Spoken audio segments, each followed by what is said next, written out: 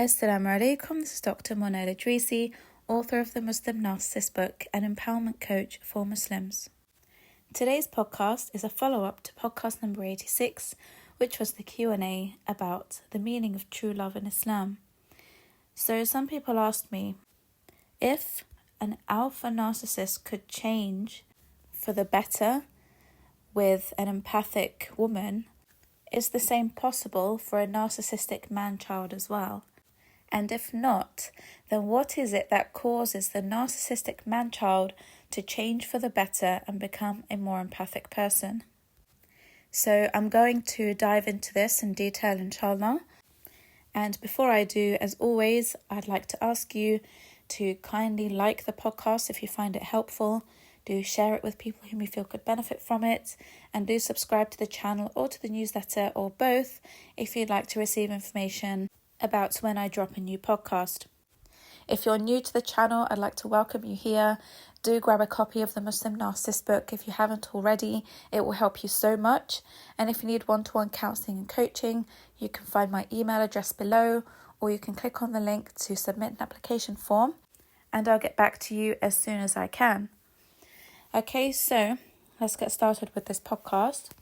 And I will start by saying that it's much harder for a narcissistic man-child to change than it is for an alpha male narcissist. And the reason for this is because the man-child has to learn how to be a man as well as dealing with his narcissism. Okay, so the alpha narcissist is usually someone who knows how to be a qawwam, a protector, provider, and a leader. He doesn't have issues in those areas, but the man-child does.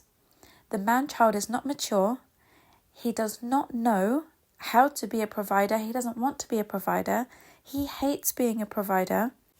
And you'll find that he's in feminine energy most of the time. He doesn't know how to do things, right? He's not someone you can rely on. And he moans about life all the time. He wants an easy life. He wants a woman who's established and she's got money so that she can take care of him. He's looking for his mother. Right, I've said this 100 times. He's looking for someone who is more maternal than a wife. Whereas the alpha male is looking for a wife. He's not looking for his mother. So that's the main difference between the two when they are seeking a long-term relationship like marriage. So when it comes to the alpha male, an empathic woman can help him because he's already dealt with the masculine side of things. He already knows how to be a qawwam, and that benefits the empath. Okay, the empathic woman who's in her feminine energy, she benefits from him being a qawwam. So she has the energy, she's got the time, she's got the love and the care to put into him to help him become a better person because she's getting something in return. Now, when you're with a narcissistic man-child, he cannot provide that for you. So you will find with time, you will step into the roles he's supposed to be in. And you will become more masculine because you are the one who needs to be the qawwam. So these guys will get away with doing the absolute basic minimum to get by until you get sick of them. Okay, you're the ones who are going to get so fed up until you decide to walk away or you get reverse discarded by these people. All right? So essentially, these men have a huge identity crisis. They don't know who they are.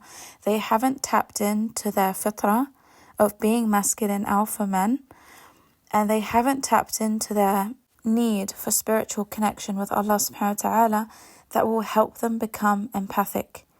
Because when men are able to connect the two, their fitrah and their purpose, with a connection with Allah subhanahu wa ta'ala, they will find joy in looking after others. Okay, because that's what being masculine is about. It's about providing, protecting, and leadership. So when they find a joy in that, that's when things can turn around for them. But the narcissistic man-child has to go through a series of events or experiences for that to happen. Okay, because they need a wake-up call.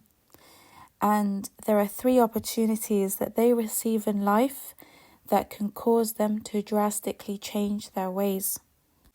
Now, the way men have been raised isn't their fault. Okay, your childhood traumas, your bad upbringing, the absence of an Islamic education, all of that isn't your fault when you are growing up. However, once you start to develop maturity and intelligence and you start to come out in the world and you meet new people, you learn new things, it's now your responsibility to make peace with your upbringing, knowing that it wasn't your fault. So if you find yourself to be feminine or a man-child, you have the opportunity in life to turn that around. Okay, you can completely change your character if you work on it. So if you don't like who you are, if you find that all your relationships fail because you are a man-child, you have the opportunity, the brain, the knowledge, and the support in other people, in other alpha men who can help you with that. If you're not that kind of person who will seek knowledge to improve yourself and improve your life and your masculinity, then you will get sent difficult experiences to learn from. Because ultimately, it's your arrogance that makes you believe that you're fine as you are. Okay, you have a qareen issue, and your qareen will always tell you that there's nothing wrong with you. Life is good this way. Life is good as a victim. And you will find someone who's going to accept you just the way you are. Okay, but you know deep down that it's not normal the way you are. Because you feel very uncomfortable and intimidated by alpha men. And that's why you don't keep alpha men as friends. Okay, your friends are going to be man children as well, because you feel more comfortable being around them. But when you're around them, you can't develop, you can't grow. There's no inspiration for you to change. So it's very important for you to change your environment if you want to change and become a different person, because staying in the same environment is not going to get you anywhere. So until you make peace with your childhood, you're not going to be able to form a healthy connection with Allah subhanahu wa ta'ala. And when you form a healthy connection with Him, you will do the things that please Him. And those good deeds always involve taking care of others. Okay, you will find motivation to do that and follow what Islam has taught you to do, so that you can find purpose, happiness and fulfillment. So man-children believe that if they just hop from one relationship to another, they will find happiness that way, but it doesn't work that way, as you very well know. Because man-children will get overly excited when they meet a very sweet, empathic woman, because they believe she is the one who is going to enable all his behavior. She's the one who's going to take care of him. She's the one who's not going to ask for anything. She's not going to demand her rights. She's not going to have high standards. So when he comes across a woman like that, he believes that he's sorted. He doesn't have to change. He doesn't have to get better. She's accepted him for the way he is. But eventually she's going to get sick of his beta ways, and the relationship falls apart anyway. So as I mentioned earlier, the narcissistic man-children have 3 opportunities to change and become healthy, empathic, alpha masculine Muslim men. Okay, you can apply this to non-Muslim men as well, but this channel is primarily for those who are Muslim listeners. So the first opportunity comes from Allah subhanahu wa ta'ala. The second opportunity comes from Iblis. And the third opportunity comes from empathic, alpha masculine Muslim men. And these opportunities come in this order. Okay, the first one is always from Allah, and the last one is always from Muslim believers who want to help you. Okay, so I'm going to take you on a journey through the life of a narcissistic man-child, so you can understand how and when these 3 opportunities present themselves in his life, and if he was to take them, how they could change him for the better. Okay, how they could really turn his life around, where he could be the man that Allah subhanahu wa ta'ala created him to be. Now you might be thinking, because I can already hear the question, you might be thinking it doesn't make sense that Iblis would send a narcissist an opportunity to get better when he actually wants people to get worse, right? Just be patient with me. I'm going to explain it to you later in this podcast. So just a quick reminder that what I'm going to teach you about the narcissistic man-child here can also be applied to the narcissistic woman-child. If I was to do another podcast about the 3 opportunities for narcissistic women, they would be the same, okay? But just change it to feminine energy rather than masculine energy. So I've explained before in the podcasts about the man-child and the empathic woman and the narcissistic woman-child and the empathic man, what kind of backgrounds they came from. So I'm not going to cover that again. So I will start the journey from when they are going through different experiences with narcissistic people and toxic codependent people, okay? So until a narcissistic man-child meets an empathic woman, they are going to meet so many narcissists and codependents who enable their behavior, cheat on them, treat them badly, and this is where they form their idea of what relationships are all about. Okay, so man-children grow up believing that all relationships between men and women are turbulent, chaotic, toxic, and they remind them of their childhood. Okay, because remember when I said that narcissistic man-children, for the most part, had narcissistic mothers as well who were very dramatic and chaotic. So they go through life attracting this. So they go through so many toxic cycles where they are getting abused as well by other narcissists who are more dominant, or they are repeatedly getting bored of codependence for enabling their behavior, and that's when they jump to new supplies, backburners, and so on. And they will also do this when people walk away from them. So if they have been involved with a toxic codependent, eventually the toxic codependent will leave or the narcissist will leave and trigger their abandonment issues. Okay, and that's why narcissists always have to have backups in place, because they always believe that people are going to abandon them. And because this is a part of their disorder, they must always have new supplies and backups in place. So everyone goes through different periods of this. Some people go through a few years, some people go through many years. But this is the general cycle that they go through before they meet an empath. And by the time they meet an empath, their self-worth and self-value has hit rock bottom. Okay, because of everything they've already been through with other women. So they are still not over what's happened to them. They are grief-stricken, they're heartbroken, they're angry, they're resentful, and this can go back to their childhood.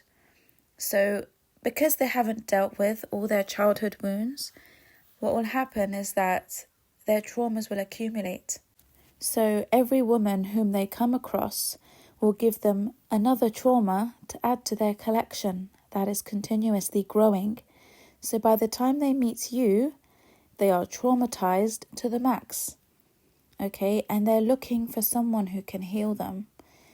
So when they look for someone who can heal them, they're not looking for an empath because they've never come across empaths.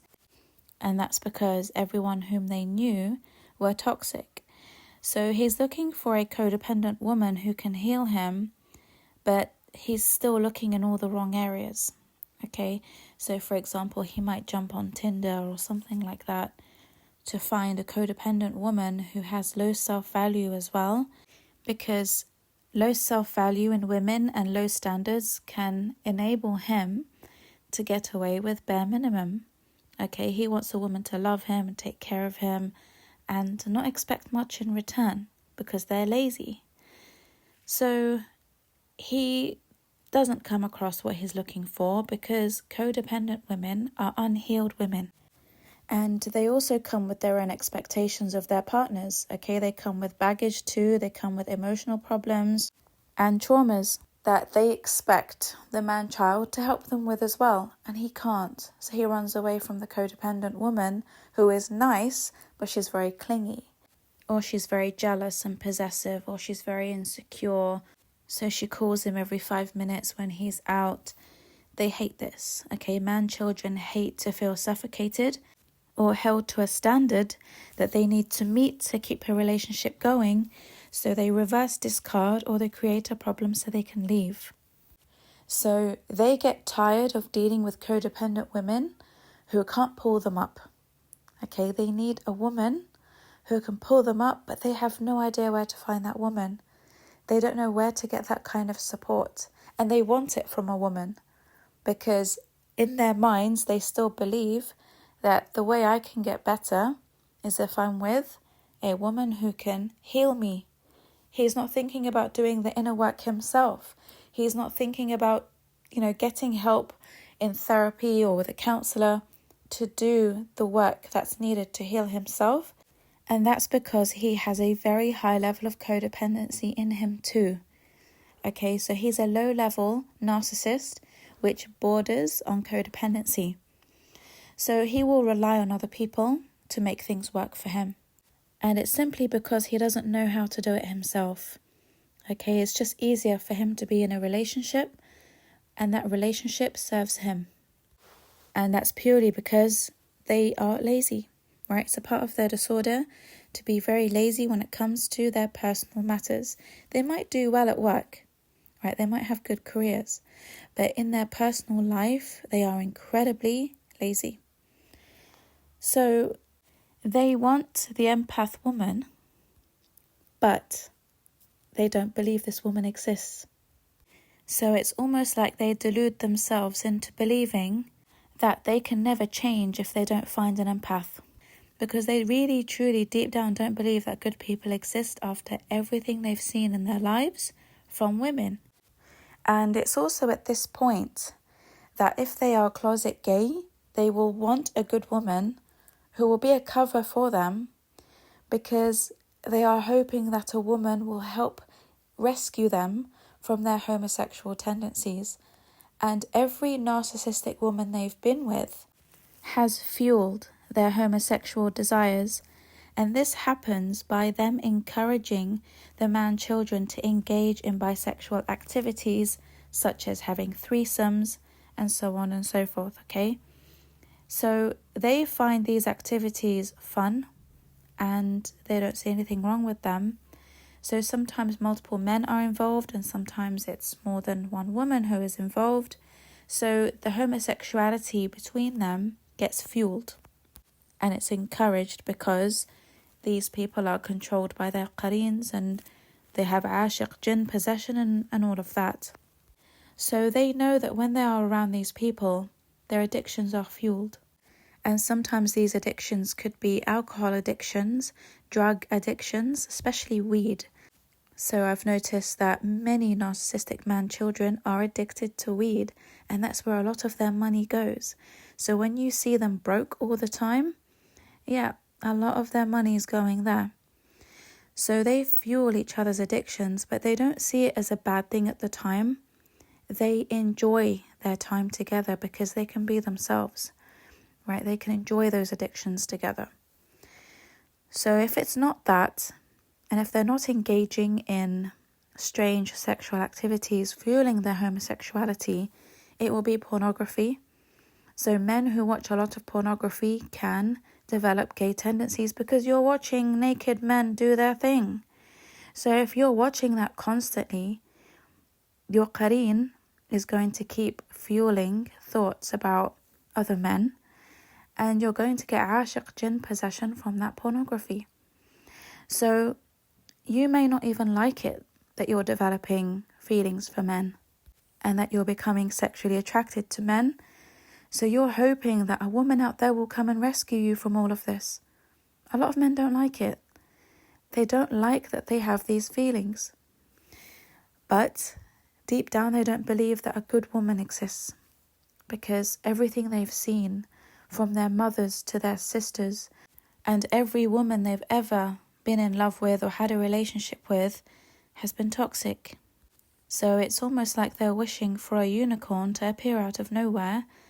And because they believe it's highly unlikely for them to ever meet a woman like that, if not impossible, they continue with their toxic ways.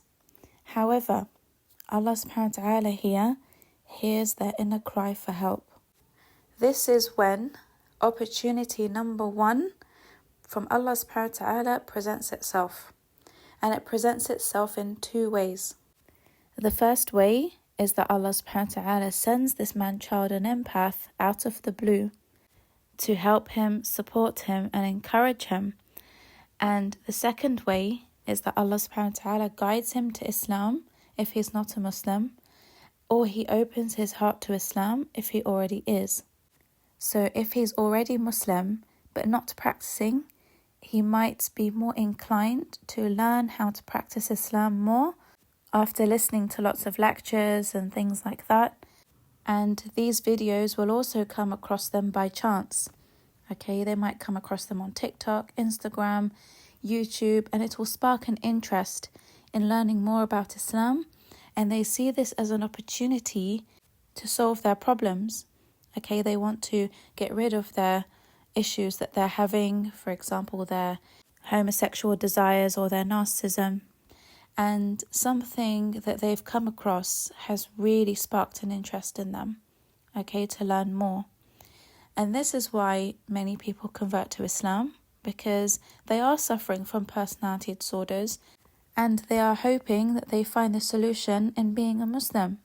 Okay, they want to find answers, and sometimes they find those answers in Islam.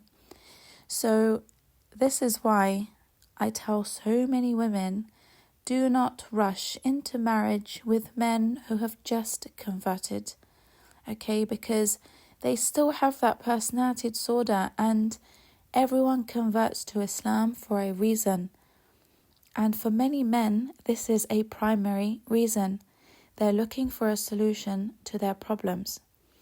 And these problems are not minor, they're major.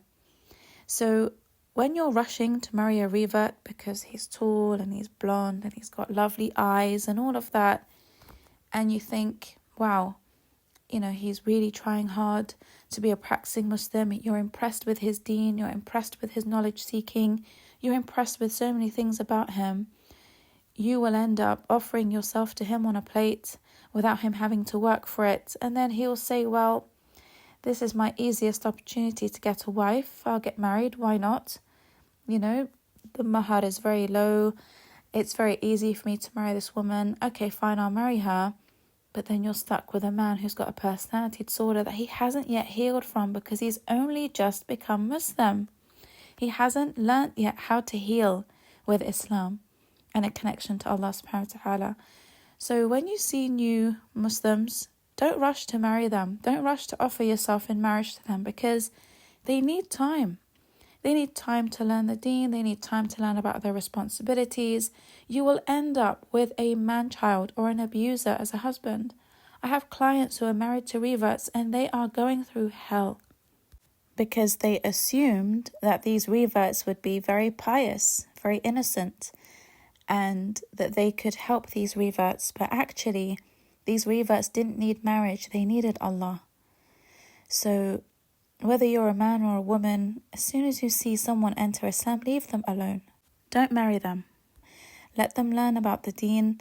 Let them, learn about their roles and duties as men and women and as Muslims.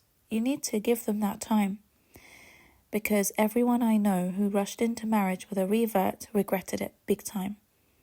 Okay, especially those who were suffering from narcissism. So you will hinder the progress of a revert who is trying to find healing in Islam by jumping into this marriage with them and fueling their narcissism. Okay? They don't know any better. They're in that mode where they think that only a woman can save them or a man can save them. They're still toxic, codependent or narcissistic. But you have to let them learn how to be qawwams, because many of them are not. Remember, many of them come from a background where being a qawwam is not the norm anymore. Okay, they don't know how to be protectors, leaders and providers. You need to allow them to be taught all of this and then consider them for marriage so that you can have a healthy relationship with them later. And you want them to marry you when they are confident in their practicing of Islam and in their abilities to fulfill their duties. Okay, they have to be confident in that first. Otherwise, they will just resent you for having so many expectations of them. The relationship turns sour and it ends very quickly. Okay, so please keep that in mind whenever you come across new Muslims. So if a man is particularly loved by Allah subhanahu wa ta'ala because Allah knows he has a good heart, he might give him both at the same time. He might find his way back to Islam and an empathic woman. And it could be that this empathic woman is the one who inspires him to learn more about Islam and to start becoming a practicing Muslim. So this is considered to be the greatest and most loving lifeline that you can get as a narcissist from Allah subhanahu wa ta'ala. It's a very special rizq that is given to people who originally had very good hearts. Okay, because a man-child is a little boy trapped in a man's body, so they will have that beauty in them. They will have that sweetness in them. And it does surface now and again. And it's this precise sweetness that causes an empath to fall in love with this individual. So what happens here is when a narcissist meets an empath, I've said it before in previous podcasts, but I'll say it again. They don't believe that you are an actual empath. They believe you're faking it. They believe you are an undercover narcissist. They don't believe that people like you exist. But they don't say that to you, they just study you. Okay, they spend a long time studying you until one day they come to realize that you are who you say you are. But until that day, when they drop their guard and you see their vulnerable side, they have one foot in and one foot out, just in case you turn out to be a scammer. And he wants to be on his guard so that he doesn't get hurt. Okay, because he's really impressed with how much you can put on a show of empathy. And he knows it's very difficult for narcissists to do that. So he's like, wow, she's actually managed to stretch this out for 3-4 months. Let me see how longer she can go. If she can get to 6 months without faltering, then it has to be real. So they give you a timeline in their heads. And if you pass that timeline, they know that you're real. Now, on the flip side, you are very impressed by this narcissist beauty. And you may have met them online.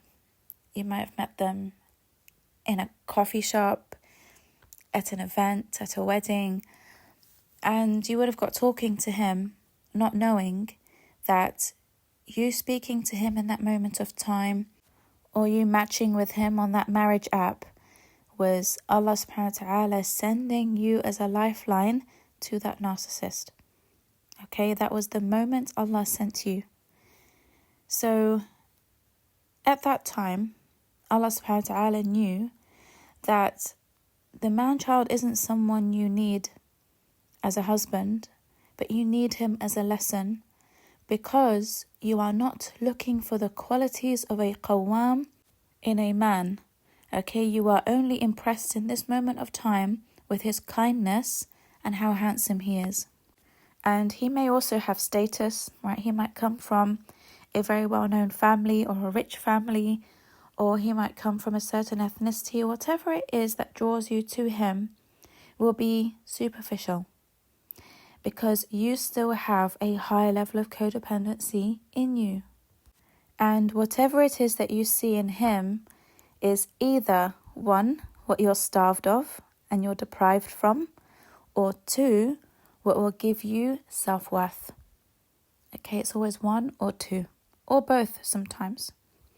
So you might feel that if you marry this person, people will look at you as someone worthy of having a handsome husband, or a husband who's a doctor, or someone who's from this famous family, or because they accepted you being a divorcee. you have to look at the reasons why you accepted this person, and you will see that you did not accept him in your life because he was a qawwam. So Allah subhanahu wa ta'ala knows that he will benefit from being in your life, and you will benefit from being in his life, because he wants you to wake up to the fact that marrying a man for these reasons isn't going to give you happiness and isn't going to give you the marriage you've always dreamed of. Okay, this is why divorce is normal in Islam. Okay, we're not always going to get it right the first time.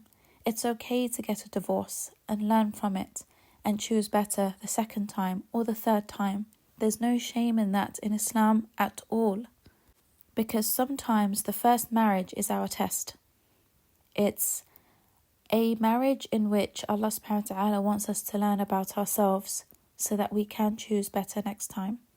So just because you've married a man-child doesn't mean you're now stuck with him for life. No, we can learn and we can move on and we can choose better. So it's for this reason why narcissist man-children are sent to these types of empaths. Okay, so you're not toxic codependent, but you're highly empathic, but you've also got a lot of codependency in you. So you won't be a high-level empath at this stage, okay, because high-level empaths wouldn't accept anyone who's not a qawwam. Alright, that's the difference. But Allah subhanahu wa ta'ala knows that this man-child can benefit greatly from you because you're a practicing Muslim, you have knowledge, you're highly empathic, you treat everyone well, you take care of everyone well, and Allah wants him to see that good people exist. Okay, good women exist. And Allah wants him to be grateful that he's found this unicorn whom he never thought he could find, whom he didn't think existed, right? So it's a test for him to see how he's going to treat this empathic woman whom he never thought existed. So if he passes the test and treats this woman well and treats her as a blessing, as a very rare blessing that's come his way, and he goes out of his way to learn how to look after her as a man because he's inspired to do so by this new love he has for her, then this will be the only time when a marriage between an empathic woman and a narcissistic man-child will work. When he places value on her as a blessing from Allah subhanahu wa ta'ala. That's how he views the woman. Okay, he knows this is a huge gift that's been sent his way. He knows how lucky he is. He knows because everyone around him tells him that too. They're all telling him, you are so lucky to find a woman like that. Where on earth did you find a woman like that? And they reinforce the belief that she is someone sent as a blessing to him by Allah subhanahu wa ta'ala because Allah wants him to be a qawwam. And Allah knows that sometimes it's the love that a man has for a woman that pushes him to be a qawwam. Okay, this is one of the reasons why a lot of men make the effort to become real men when it's to impress a woman or because they need to look after a woman. They've been put in a situation where they now have to learn how to be that qawwam to keep the woman. Now, this only works with a woman who has boundaries. So she can see that this man-child is infatuated with her. They do love you. Okay, in the beginning, they are obsessed with you. When they have that infatuation for you, they do start to develop a love for you, not in the way you would want, but it's a very childish type of love. And it develops over time when they learn to trust you. Okay, that's when you get all the cuddles and they want affection and they want to be around you all the time. Empaths love that because they're very in touch with their emotions. So an empathic woman who has no boundaries or very shallow boundaries will prioritize that over him fulfilling his duties as a qawwam, so she hinders his progress with it. And what I mean by this is that she doesn't want to rock the boat or burden him with requesting that he does the things he's meant to do. so that he doesn't run away. So this empathic person has abandonment issues as well. So she's worried about asking him for too much. In her mind it's too much, but in reality it's what he's meant to be doing. So she starts taking on a lot of the things he's meant to be doing. As long as she's getting kindness and cuddles and affection and intimacy and all of that, she doesn't mind taking control over the things that he's meant to be doing. So she sees them as normal because she's used to doing those herself anyway, okay? And she sees them as a burden because previously he has kicked up a fuss over things she's asked him for, because he's not used to being a qawwam. You've got to give him time. Okay, if you jump into a marriage with a man like this and you start having all these high expectations of him to be a man, he's going to kick off. He's not going to like it. So when an empathic woman sees that he doesn't like the things she's asking him to do, she starts to get programmed into not asking anymore. Okay, it's an abuse tactic. So instead of him stepping up to the bar and learning how to look after her, he's starting to slip into a cycle where he feels he can get away with it if he kicks up a fuss. Okay? This is where it starts to go downhill. So it only works with women who have boundaries, tough boundaries. The same as women who are with alpha men, but in this situation with the man-child, if he does not love you, if he's not in love with you, it's not going to work. It's really not going to work. With the alpha male, he cares more about respect. The man-child cares more about love. So it doesn't matter if you respect him so much, if he doesn't feel that he loves you enough, he's not going to bother with effort. How can you combat this? You have to combat it from the beginning. So when you're on a pedestal and he sees you as the gift from Allah subhanahu wa ta'ala, in order for him to hold that love for you in his heart, you have to be willing to walk away when he starts to play his manipulative games. Because in that stage, he's too scared to lose you. Okay? When he lives with you and he starts to see that he can get away with things and that you're not holding yourself to a high standard, he doesn't have to work to keep you, he gets lazy and he gets less and less attracted to you. He sees you more as his mother. Okay, you step into mother mode because you're looking after him, you're pampering him, you're spoiling him, you're taking on all his duties and responsibilities. You're going to slip into mother mode. He's going to lose love and attraction for you, and he's only going to stay with you because it benefits him.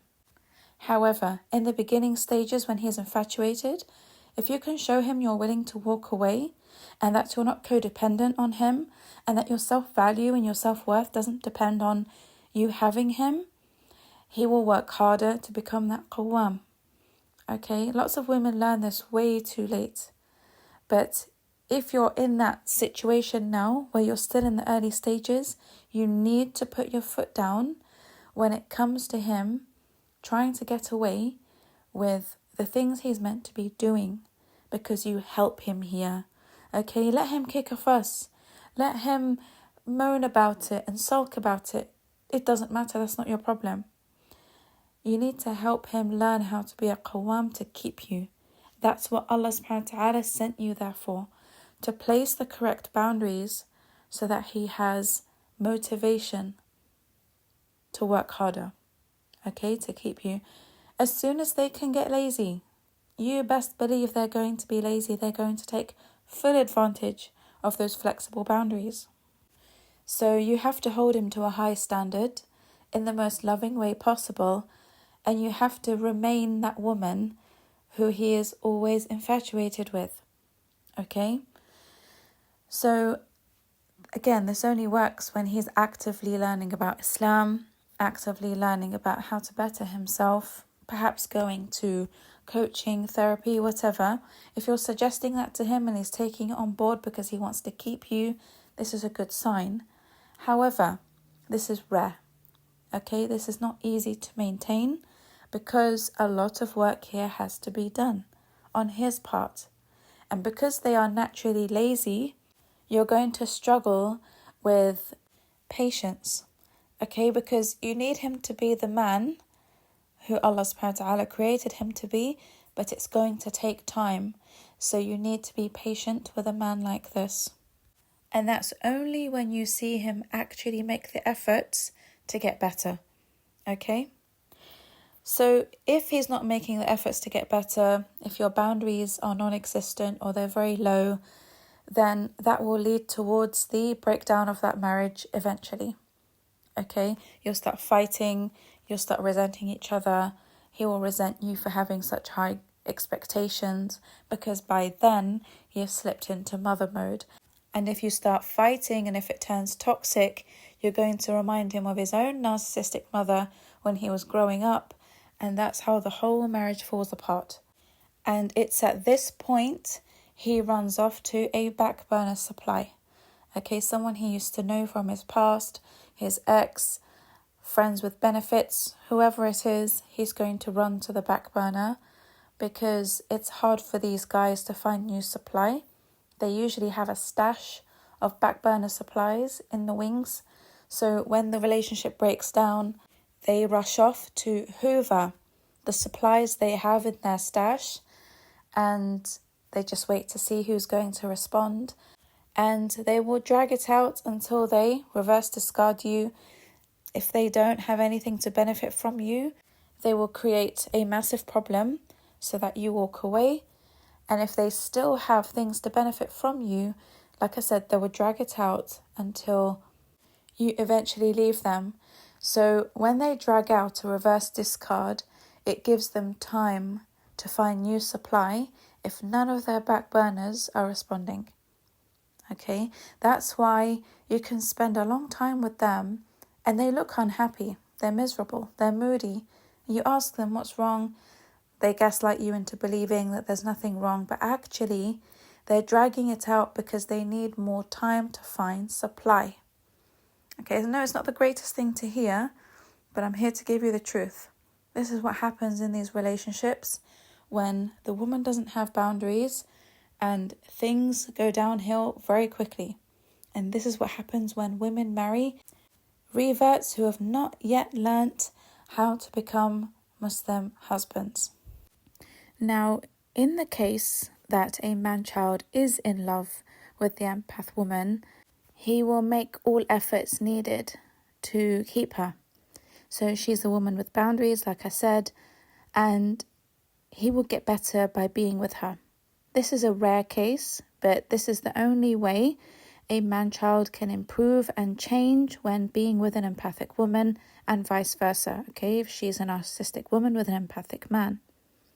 So because of his love for her and the comfort he finds in her, and because he is grateful and he understands her value, he will make the effort to learn about how to be a man and he will improve in his deen, okay? So these types of men will really appreciate all the good that comes to them because they've never had it. And again, this is reinforced by everything that people tell them. So their families will put the empath on a pedestal, their friends, their community.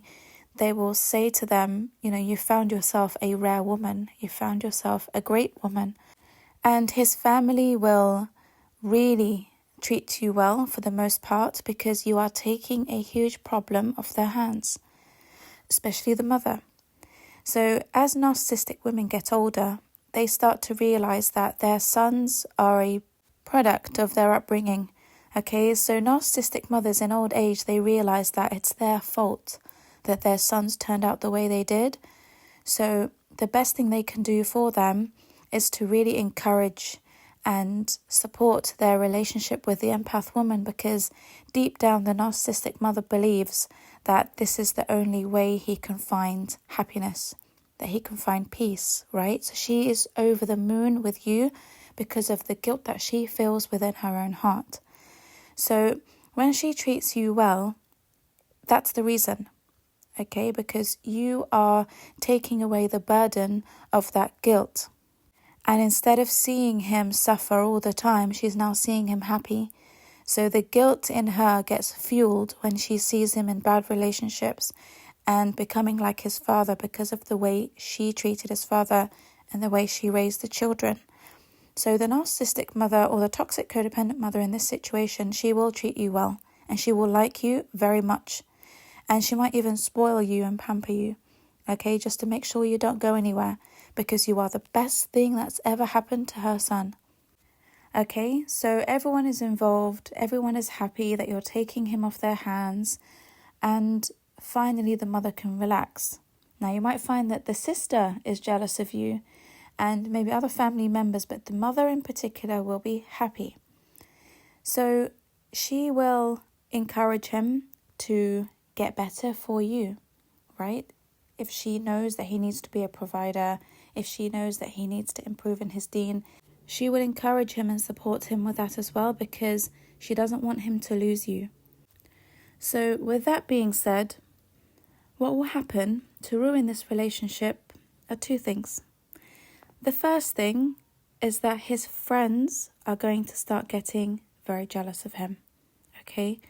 So you will notice that his friends might be in problematic, toxic relationships, or they are with women they had to settle for, or they are with women who are not empathic like you. So this man-child, because he's immature, he will brag about you to his friends, okay? Because he can't believe after everything he went through that he found a woman like you. So he likes to share his good news with his friends who are not happy for him on the inside, even if they say they are. But they don't like that he is advancing in life in a better way than they are. So if they are Muslim, they're not going to like the fact that he is finding a connection with Allah and they haven't. And they're not going to like the fact that he found such a wonderful, beautiful, kind, loving, nurturing, empathic woman, and they're dealing with a ratty, grumpy, annoying, narcissistic policewoman at home. You know who just came into my mind when I said that? Miss Trunchbull from Matilda. I just visualised her as being that type of woman they have. But this is the reality of a lot of men, right? So next to you, they will see all of their wives like this, okay? Because even if they meet you later down the line, for whatever reason, they will see your soft, feminine energy, and they will just compare that to their wives.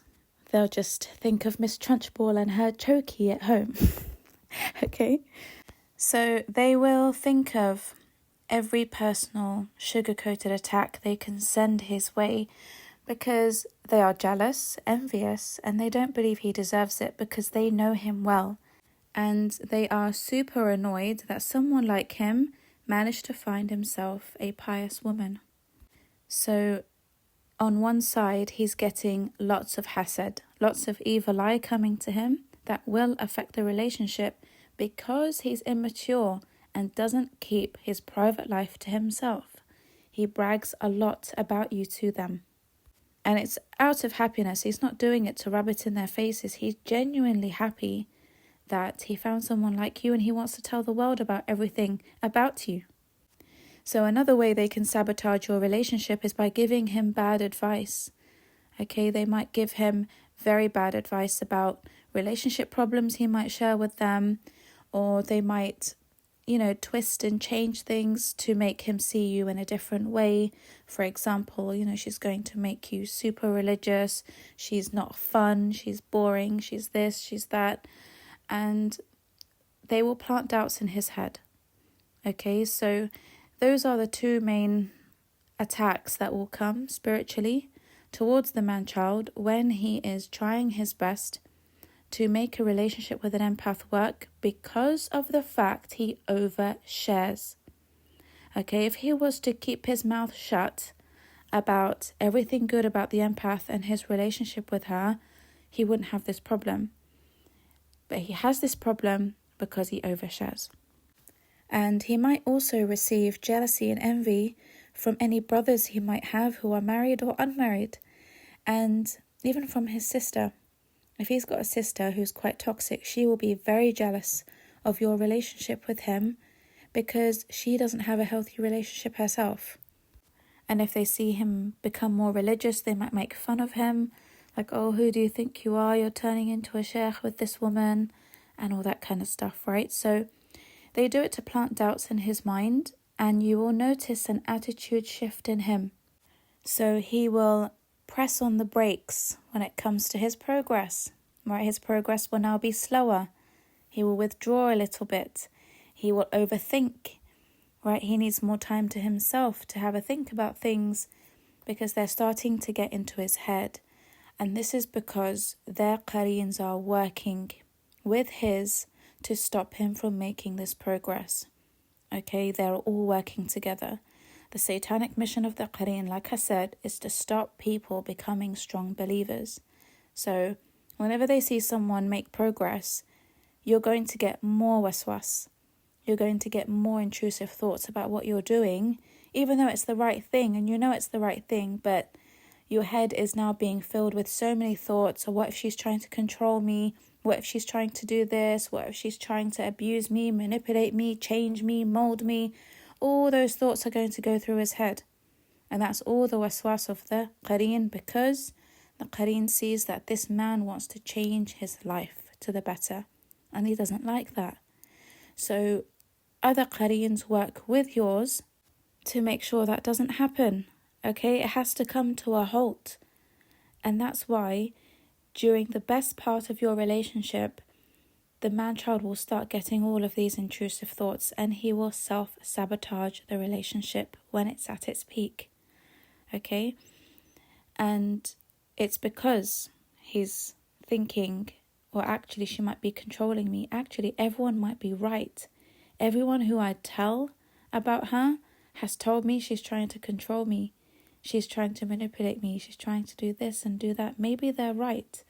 You know, I wasn't like this before. This woman is scaring me that she's managed to change me in such a drastic way. So maybe it's best that I do listen to them and take a step back. So this is where they self-sabotage the entire relationship because they listen to their qareen, and their qareen is controlled by Iblis. Alright? So every day, like I told you before, the qareen has to report to Iblis. And he has to tell him what he managed to do. The qareen cannot go to Iblis without a report. So they work hard on you when you are trying hard to work on your iman, to raise it, to have a connection with Allah subhanahu wa ta'ala, especially when it comes to your deen, and especially when it comes to treating people well. You will notice that when you try to be better in your religion, it's harder. You find that the tests that come to you are harder because Iblis wants to place obstacles in your path to hinder your progress. And the reason why he sends his minions to hinder the progress of man-children in particular is because he knows that if these man-children turn into qawwams, the ummah will be strong again. Okay, we will have better societies, healthier families. We will have such a better world to live in because men will be more powerful when they are strong qawwams and leaders. Iblis's mission is to cripple the men.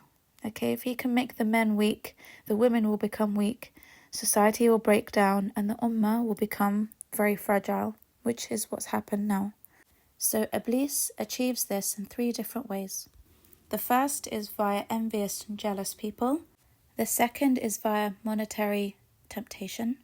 And the third way is through satanic women. And this brings me on to my next point about the back burner supply. Now, the back burner supply, like I've mentioned in previous podcasts, is a woman whom the narcissist engaged with multiple times before in his past. Okay, so he knew her and still knows her. Now, this is a woman who he could never have because she was never interested in him. And the reason why she wasn't interested in him is because he wasn't alpha enough for her. He didn't have the money, he didn't have the character, he didn't have what she was looking for in a man as supply. However, he was good for other things. This could be, he's a good shoulder to cry on. He's good for sex. He's good for helping her fix things in the house. He could be a great handyman. Whatever it is, there will be a benefit from him. So she keeps him as a back burner. She doesn't get into a relationship with him. So he's very attracted to this woman. And narcissists in general do not keep friends they are not attracted to.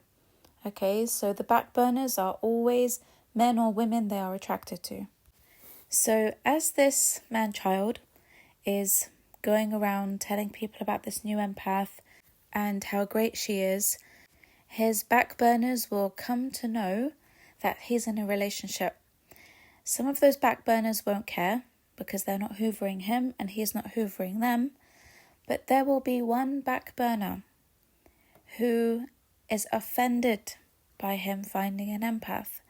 And this is the backburner who uses him as a backburner whenever her relationships with men fail. So this man-child is her pit stop. So she needs him. Because remember, narcissists can never be alone. They always hop from one relationship to another, and in between they have the backburners. So while the man-child is working on himself and is infatuated with the empath, he's really happy, he's in love, all of that, while he's experiencing all these new emotions, he's not thinking about the backburners. He doesn't want them. He clears them from his mind and he's focusing solely on the empath, and that's why the honeymoon phase in this relationship is amazing, because he's putting all his time, energy, attention, love and care into you. He finds it in himself to be able to do that for an empath. And he will go out of his way to do things he doesn't do for other women. So he might take you out, he might invest in you. Even if he doesn't have that much money, he's going to do nice, thoughtful things for you. He's going to be very affectionate. He's going to be quite romantic. He's going to be all those things because he wants to keep you. Because you have your strong boundaries in place. And he knows if he messes up, you're going to walk away. And remember also that the man-child is always very attracted to the empathic woman's beauty.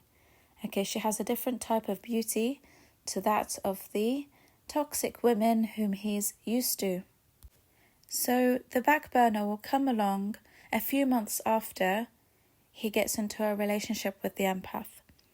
So he's invested in working on himself, he's improving in his deen, he's improving in his character, he's becoming healthier, happier, he's stopped his addictions, right? He's not smoking weed anymore, he's not drinking alcohol, he's not messing about with women, he's found stability with the empath, and he's finally found peace, where he can be the person whom he wanted to be, right? He wants to be a healed man, and he wants to find purpose in life and true love. Okay, these men want to find true love. They value love more than the alpha male, because the alpha male values respect more. The man-child, because he's still emotionally immature, he values love because he never had it as a child and he wants to experience it. So his priority is experiencing love before respect. And I will explain how this backfires on him later in the podcast, okay? So, for argument's sake, let's say that the backburner supply has issues with the man she's with, or she breaks up with him, and she comes back into this man-child's life 6 months after you meet him. Okay, so she's contacting him, she's hoovering him, and he's not interested in her, right? He's focused on you, and he has no desire to interact with her. So she says to him, can we meet? Can we hang out? And he says, no, I'm sorry. I'm in a relationship with someone and I don't think it's appropriate anymore for us to hang out. Okay, so this backburner could be an ex of his, an ex-fiancé, an ex-girlfriend, ex-wife. She could be an ex of some sort. And not necessarily just a hookup or a friend with benefits or things like that. So sometimes she is an ex, and within these 6 months of you knowing the man-child, you might either be seriously getting to know each other, so you're exclusive, or you might be engaged, or you might have had your nikah done. So he makes this known to her. Okay, he makes it known that he's met an amazing woman who has helped him change his life around. He's improving in his deen, he's doing this, he's doing that. And she does not like this one little bit. because you are now the obstacle to her getting the supply she needs from him. Okay, now she feels rejected by him. The Hoover has been rejected because he's chosen another woman over her. He's chosen to do the right thing and shut her down for you. So she already hates you by now. Okay, she's already developed a hate towards you. She has no idea who you are, but it's enough that he describes you in such a great way for her to hate you. Okay? So she goes crazy at him. How dare you? I can't believe you are, choosing her over me. I've been your friend for such a long time. How can you do this? You're this and you're that. And he might block her. He might, again, shut her down. So she thinks of another way to come back in, because now she's only thinking of revenge. Okay, when you reject a narc woman, God help you. All right, God help you. She will be relentless with her revenge. Now, you might not know about her, or you might know. He might tell you, he might not. So he might not tell you at all that he's been hoovered. He's thinking, okay, I've dealt with it. I don't need to bring this up. So she comes back, slithering like a snake into his life, pretending to be his friend. Now, the reason why she does this is because, number one, she's very jealous of this new woman he has found, who he speaks very highly of. Number two, she's very envious of the fact he's found such a loving relationship and she can't do that. And number three, she hates the fact that another woman has such powerful influence over him to be changing a lot of things about him, or to be helping him in different areas of life. So she has started to notice that he is getting better in his deen. He is becoming a better person and all of that. Now, she's envious that he's doing this for another woman, but she's more intimidated by the power this empathic woman has over this man to help him change his ways. Okay? Because remember, narcissists are jealous of each other and they don't like to see each other elevate.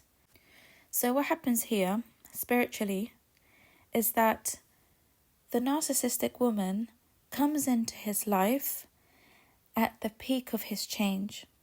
Okay, so when he's really making so much effort to get better, Iblis's soldier, her qareen, alerts her to this. She's not consciously aware of it, but she starts thinking about him. So when her relationship with another man gets rocky, the qareen constantly puts thoughts of this man-child in her head. And this qareen wants her to be the reason he loses his deen and loses all his progress. So remember when I told you Iblis uses satanic women to cripple men and bring them down? Yeah, it's always through the back burner because of the attraction he already has for the back burner. So it's an easy target. Iblis wants these women to seduce the men out of their deen and out of their morals, values and principles. So she starts getting obsessive thoughts about him. And that's why when she sees him in a happy relationship with an empath, she becomes obsessed about him. She was never interested in him before, but you have now made him interesting. You have now made him someone appealing. And she's got her eyes on him. Okay? So she's after two things. Number one, revenge, because he dared to reject her. And number two, she's thinking, well, this improved version of him is owed to me. I'm the one who should have it before anyone else, right? I'm the one who is more deserving of it. I knew him first. I'm the one who helped him with this, so I should get the best version of him. So she plots and plans to take him from you because she wants this great version of him for herself, this loyal version of him, this kinder version, the man who spends on you. She wants that. She wants a man who spends on her. She never was interested in him because he wasn't any of those things in all those years she knew him. or in all those months she knew him. So the type of man she likes is the man he is now becoming with you. But what this woman fails to understand is that he is only like that because he is with you. Okay? So she sets out with the plan that her qareen has given her in her mind to create destruction in your relationship with him. Because his qareen is not happy that he's making all of these changes. So remember when I told you that qareens communicate with each other? So his qareen would have communicated with her qareen because they know that this will be the easiest and quickest way to get him to fall. Alright? So she comes in the picture. She gets rejected. She's really unhappy. She starts off with her plan. And the first thing she does is starts posting pictures of herself everywhere. In her WhatsApp profile, in her Instagram, in her Facebook, wherever she has him on social media, she will make sure that she will post about herself excessively. Okay, this woman is a very provocative woman, very promiscuous. She has no deen at all. She's all over the place. So she will post pictures of herself half naked, in revealing clothing and all that kind of stuff to get his attention. And a part of him will be curious over time, okay, because she's looking like she's having fun, and she reminds him of his past, the fun he used to have in his past. So sometimes he will get curious and he will click, but he doesn't contact her and he doesn't hang out with her. Okay, he's trying to maintain a distance, but he's still curious about this past life he had and what everyone's getting up to. So he sees her partying, enjoying her time. She's looking good. She's dressed up. She's got nice makeup on and all of that. And he's still attracted to her. And a part of him misses that part of his life. Okay? So he will watch her stories from time to time, but he won't like anything. He won't like her posts, so you don't see, at this point he's not thinking that he's cheating on you or betraying you. He's just curious about her because now her posting has increased a lot. So he can't really avoid it unless he removes her from every place, but he's not at that stage yet. Okay? Now, if she's not promiscuous and provocative, she will be a sneaky, slimy snake. Okay, so she might be a hijabi, practicing Muslim woman, but she's very sneaky, very emotionally manipulative. She gets into his head. So, either way, what both of them do is that they pretend to be his friend, shoulder to cry on. You can talk to me about anything. If anything goes wrong, you can come to me. So she leaves that door open for him to come back whenever he needs someone to talk to. So one of the things that she will do is fish for information about you. So now she has to play a new game. Now she has to make it look like she's happy for him. Yeah? She's happy for him that he's moved on and he's found a nice woman. I want you to tell me everything about this woman. I want to know her full name so I can Google the hell out of her. I want to see her pictures, show me what she looks like. She's assessing the competition. And he will send her everything she asks for. Okay, because in his mind, they're still very good friends. And he's thinking, oh, she's being very supportive. She's being very nice, very sweet. These boys are naive as hell. Okay, I told you they overshare. Because they are immature, they're not real men. They don't know when they're being played and being manipulated. So he falls for this trap and he starts to share a lot of information about you. So he tells her about everything good. He tells her about your problems. He tells her everything she needs to know. And he will send her your photos, okay, because she will nag him for them. And she will be very intimidated by your beauty. She won't like it at all because you are the complete opposite of her. And she knows that it's going to be very hard competition. So she's looking at your pictures, she's listening to all the great things that he has to say about you, and in her mind she's thinking, I can't compete with that. That's not me. That's hard for me to even fake because I'm so liberal. I can't fake being practicing, or because I'm very practicing, I can't fake being this empathic and this nurturing. He knows I'm not like that. He knows I'm toxic. So what can I do? What can I do? I know. Let me find a crack in the relationship where I can put my foot in the door. Okay, so she fishes and fishes and fishes until she gets the information she wants from him. And this information he gives her will be about what he doesn't like about you or what's missing in you. Okay? So she might say things like, oh, this new woman sounds absolutely perfect, right? You must be super happy. You must have everything you want. You must be having loads of fun and you're traveling and the intimacy must be really good like we used to have and this and that. And he says, no, actually, the only downside to this relationship is that she's very calm. She's very quiet. She's not fun. She doesn't like to party. She doesn't like, doing these things. And remember, their intimate lives before were wild. So when they get with an empathic woman, unfortunately, many of them get bored because there's so much calmness and stability that they get bored easily in relationships with these women, especially when it comes to intimacy and having fun.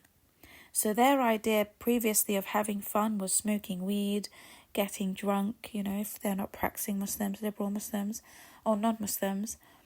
And, they would go and party and dance and, just do things like that. But the empathic woman's idea of fun is very different, okay? So he's getting used to it. He doesn't mind it. He's, it's growing on him slowly. But she has now figured out the weak spot in the relationship.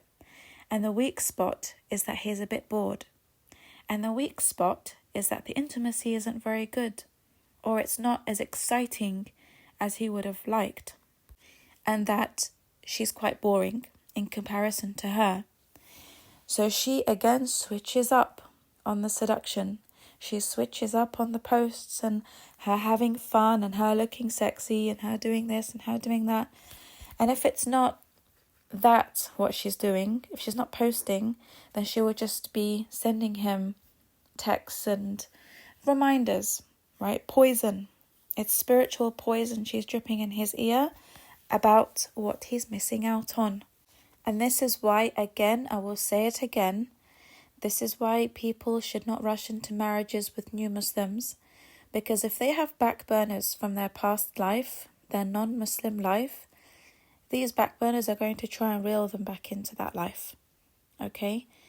They won't like the fact that this man is converted or this woman is converted and they want to become a practicing Muslim and they now have morals and values. They won't like that. So even if it's not a back burner, their friends will try and drag them back into, a bad past, and it's to deviate them, okay? It's to get them kicked off the right path. So this is the main mission of the back burner or bad friends from the past. So eventually she will get to him, okay? She chips and chips and chips away at him, and one day he does crack. And the day he cracks is when he has a problem with you. So you would have fallen out over something and he's talking to her about it. Okay, he's talking to her about it. Yes, he's improving in his life. Yes, he is doing better with his deen. However, the presence of a back burner is really dangerous for a man-child who's working on himself, because she will be relentless. Now, you may have found out about her by now. You would have seen an attitude change in him. You would have seen that he becomes more miserable, less satisfied with you. He's not that happy. He seems bored. And it seems like his mind is elsewhere. He's actually now thinking about the back burner because she's well and truly occupied his mind. So now he's thinking about everything he's missing out on. And she's scamming him into believing that he can have all of this fun, and she's competing with you. So she's trying to be and copy who the empathic woman is so that she brings him back to the dark side. So she's trying to scam him into believing that if I can be like this empathic woman whom you're talking to me about, who you find so impressive and so wonderful, if I can mirror her and copy her, and you also have this fun life, then I've got the better deal, right? I've got the better deal over here. And he agrees. Is like, yes, that would be an absolutely fantastic deal. Now, people don't work like that, right? You don't get humans like that. You can't mix and match. But because he is so naive, he falls for that scam. And like I said, by now, you would have noticed that there's another woman who's messaging him, another woman who's contacting him regularly, and it causes problems between you. Okay, you're asking, who is this woman? He's like, oh, she's just a family friend. Oh, she's my cousin. Oh, she's my brother's friend. I'm just helping her with some work. She's my neighbor. She's this, she's that. He'll make up any excuse because now she's got his attention. Okay, the offer she is giving him has caught his attention. Now, if she's the liberal, non-practicing, satanic type who has no fear of Allah, she will reel him into a meeting, okay? She will ask to meet him. She'll be like, I miss you. Let's talk about this. Before you jump into a marriage with this woman, before you have a baby with this woman, before you have your wedding with this woman, I would really like to meet you, because if we can make it work, then we're better off for each other. Me and you, we're peas in a pod. Okay, we get each other, we know each other. I've known you for a long time, I knew you before her. Before you rush and make a decision to fully commit to this woman, can we at least just meet once? He's thinking about it. He's like, okay, fair enough. I don't want to make a mistake. Let me meet her and then make a decision. If she's not for me, if I find that this satanic woman is not, the right person for me, I'm going to shut it down and focus again on the empath woman. So he gets conned into a meeting with this woman. She seduces him, and in many cases, he falls into zina with her. Okay, they start a sexual affair because she knows the weak spot. So she's reeling him in with sexual promiscuity. She might have invited him to her house, to a hotel, anywhere. And he's now weak at this point. So she wouldn't have asked to meet him until she is sure that she has got him where she wants him mentally and spiritually. She's filled his head with so many fantasies now that she knows it's going to be very easy to seduce him. And I know this information because a lot of narcissists have told me, a lot of women have told me, and I've seen it. I've seen it happen. So one of my narcissistic male clients told me that he lost his empath wife because of this. He said the back burner got into his head and she kept insisting that they meet up before he, decides to have children with this woman and all of that. So he said I was stupid enough to go and meet her. And I met her in her home and she opened the door and she wasn't wearing anything. And one thing led to another. Before he knew it, he was in a sexual affair with her.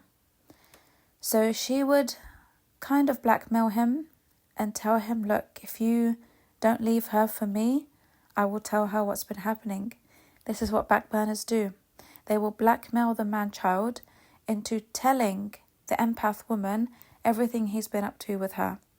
So it's a scam. Okay, they set him up so that they can have him. So he's now terrified that you'll find out. Terrified that you'll find out what's happening. And she puts on a lot of pressure on him for him to leave you for her. That's why he gets so moody and so miserable, because of the guilt.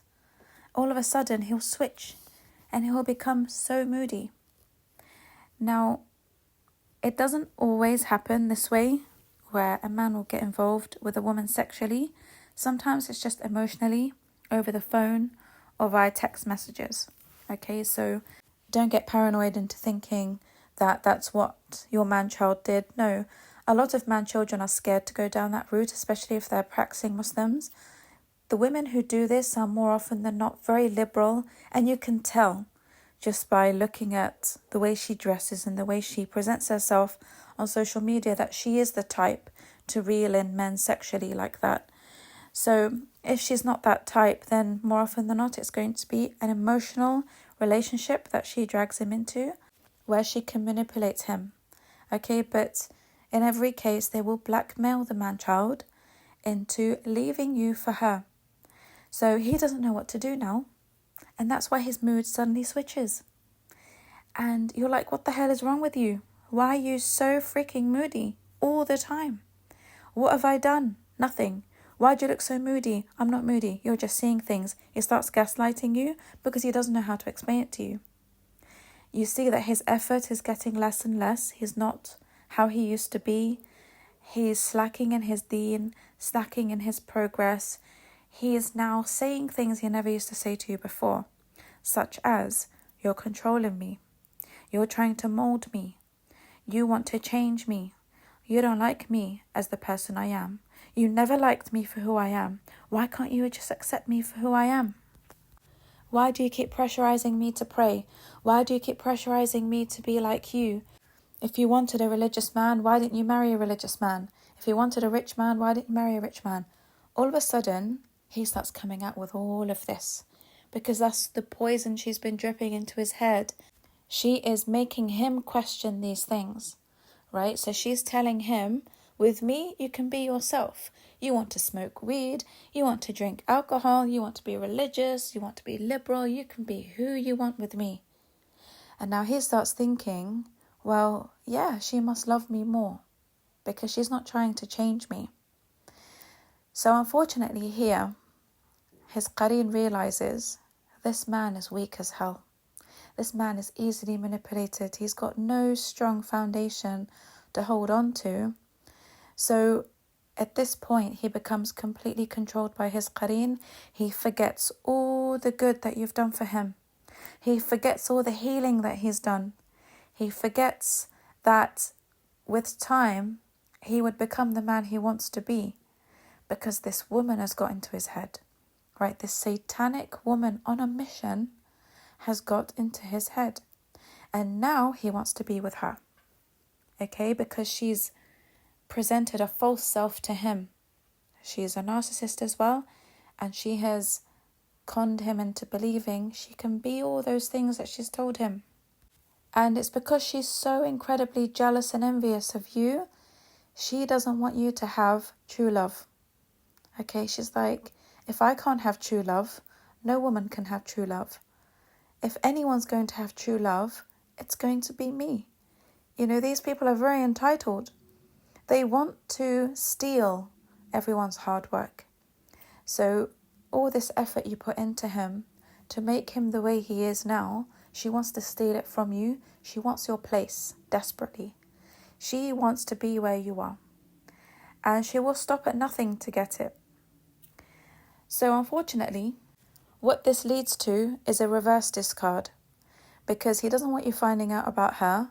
He feels guilty that he's cheating on you. He feels bad that he now wants the back burner over you and he doesn't know what to do. He feels stuck. So his moodiness, his lack of effort is now causing you to have so many issues with him that the back burner is extremely happy about. Okay, because the more fights you have, the more she can say to him, you see, she's not that special. She's toxic. You see, she only wanted you because she could control you. You see, you were only good to her when you were practicing or when you were doing X, Y, Z. Now that you're not doing them, she's got no use for you.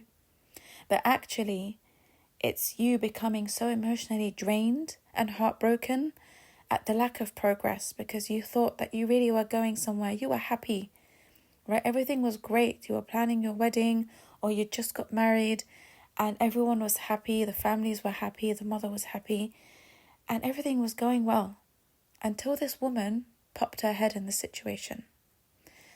So he reverse discards you.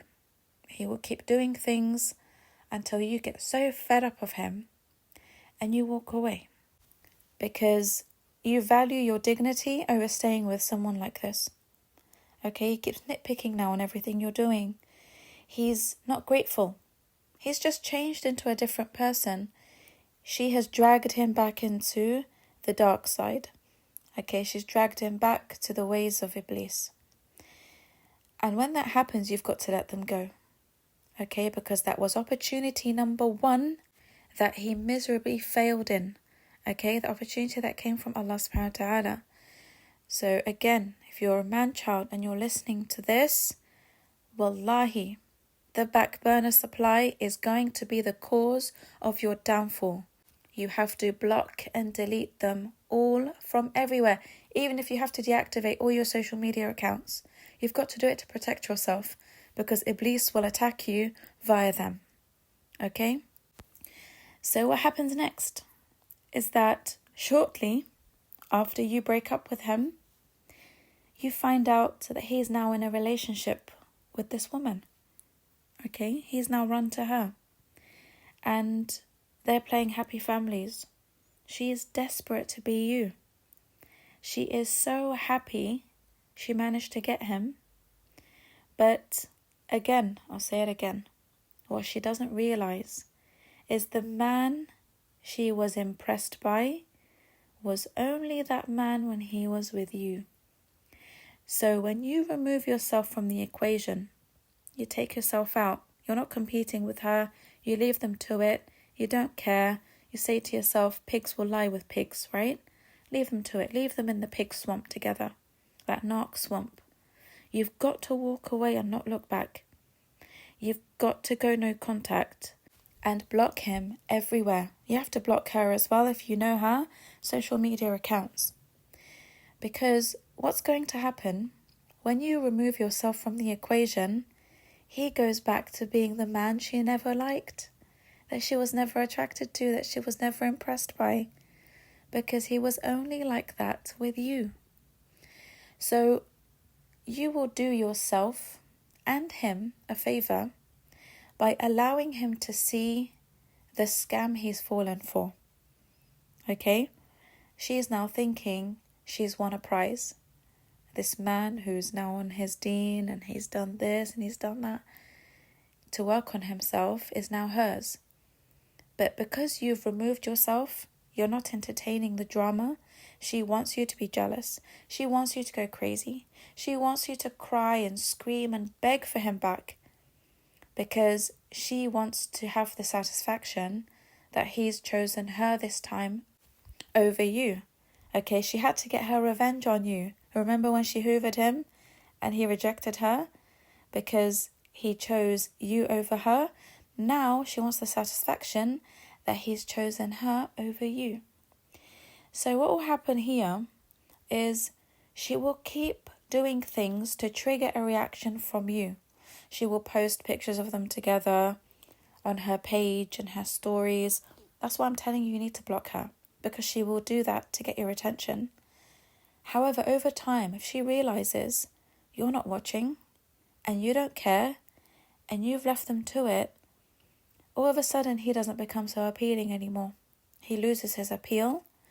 He gets frustrated with her because she's no longer seeing him as the prize.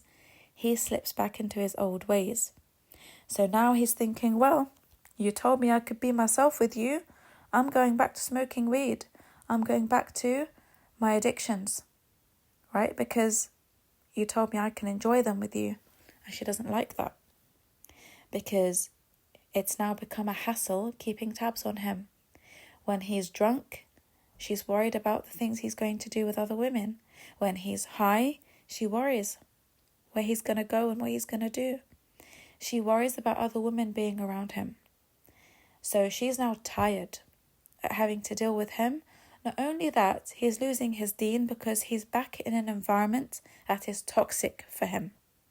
And when you are in a toxic environment, you can't practice Islam properly. Okay? You will either lose your deen or you will stop becoming practicing. Some people become atheists in this stage of life. They give up. And she will also see the man-child in him. So she sees the immaturity, the lack of him being alpha. She gets bored of him quickly, okay, because he's back to being the man she didn't like in the beginning. She realizes now he was only impressive when he was doing the work with you, and now that you are out of the picture, she doesn't want him anymore. However, she's benefiting from something. She keeps him around. He goes back to being her back burner, and then he finds out she's messing around with other men behind his back. So she might be having an affair with an alpha man behind his back. She will do something to destroy him. And this is opportunity number 2 that comes from Iblis. Okay? Now, the opportunity that comes from Iblis is not intentional. Allah subhanahu wa ta'ala turns the attacks of Iblis into positive lessons for people to learn from. Okay? So, this attack from Iblis on this man who was doing well, for some time, brings him to his knees. Okay, this back burner and what she does to him, and when he realizes he's been scammed out of a very good situation, when he realizes he's been conned and lied to, when he realizes she doesn't want him, she's not interested in him anymore, she's betrayed him with someone else, and he's lost everything because of her, she will bring him to his knees. And sometimes it's the back burner who ignites the permanent change in him. Okay? Some man children at this point, when they are at their absolute lowest, because they know they can't come back to you, the empath, they know they can't, because they know that they ran off with a satanic woman and chose her over you, they know there's no way back to you. And at the same time, if they stay with this back burner, they're going to commit suicide. Okay, because she's now treating him like the dirt on her shoe. She's using him, abusing him, belittling him, and he doesn't understand why she would go through all that hassle to have him, only to treat him like this at the end. And she says to him, I didn't force you. The same way Iblis will tell everyone who followed him on the Day of Judgment, I never forced you. I never forced you to follow me and listen to me. These narcissists do the same to each other. She'll say to him, I didn't force you. You're the one who left a good situation. You told me how great she was. You told me how wonderful she was. You told me you were getting better. Why did you leave the situation for me? Why? So, because she saw that he left a very good situation and he left a good woman, she knows you're a good woman because you're nothing like her. She doesn't trust him. Okay, she's thinking in her mind, if he can do that to a good woman, he will definitely do that to me. So let me be the one to cheat on him first before he does it to me. Let me be the one to abandon him first before he does it to me. So she scams him. Okay, the back burner supply is the biggest scam he will come across in his life. Okay, he will hate her guts for doing this. Now, when he runs to the back burner, he's got a dilemma to face. And the dilemma he's now facing is, if I now leave her, it's going to show everyone that I'm the problem, because that will be 2 failed relationships within 1 year or 2 years. So if I can't make it work with the empath and the back burner, who's going to get with me after that? Everyone will know I'm the problem because he's played victim, right? When you left him, when you walked away from him after he reverse discarded you, he played the victim in that situation. He told everyone that you left him and he had no other choice but to go to the back burner. He justified it. He justified it to himself and he justified it to everyone who asked about you. I did my best. I changed for her. I was praying. I was becoming, the man she needed me to be, but it wasn't good enough. And she walked away from me because I wasn't enough for her. And this woman wanted to be with me, so I'm with her. So he has to do whatever is in his power to make the relationship with the back burner work. And she has no respect for him because of that. And this is where the lack of dignity and respect backfires on him. Remember when I told you that the man-child cares more about love than respect? This is when it backfires on him. Because his lack of self-respect and the lack of respect he receives from this woman causes him to live a life of no dignity. So he stays with her even though she's cheated on him. He stays with her even though she's abused him because he's so worried about his public image. And sometimes he might not have anywhere to go. And at this point, she might kick him out. She might be the one to end the relationship because she's so sick of his weakness. So at this point, he hates her, really hates her, and realizes that he has lost everything good because of her. So it's at this point, the opportunity that comes from Iblis for him to change comes as a result of a satanic mission being successful. Okay? But Allah will turn it around in the favor of someone. Okay? He won't allow Iblis to destroy some people because Allah will give you another chance after this satanic mission has been complete. Because Allah wants you to learn a lesson that when I send you something good, when I send you a blessing, when I send you support and a lifeline, you need to be grateful for it. And because you weren't grateful, you are now under the mercy of Iblis. Okay? The woman has fulfilled her satanic mission and her qareen is super happy with her. So her ego gets inflated. Not only has she gotten what she wanted, which was to destroy his life and to take away true love from the empath and to make sure he loses his deen and to break up a wonderful family unit or a potential wonderful family unit. She's destroyed everything. She's so pleased with herself. The revenge she wanted, she got. Okay? She walks away with a big head. She's super glad that her mission has been fulfilled. Not knowing that, it's coming for her as well. Oh, you think that Allah's going to leave this woman? Oh, I'm telling you, kafara is coming for her too.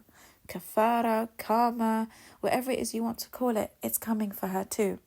She hasn't been left off the hook.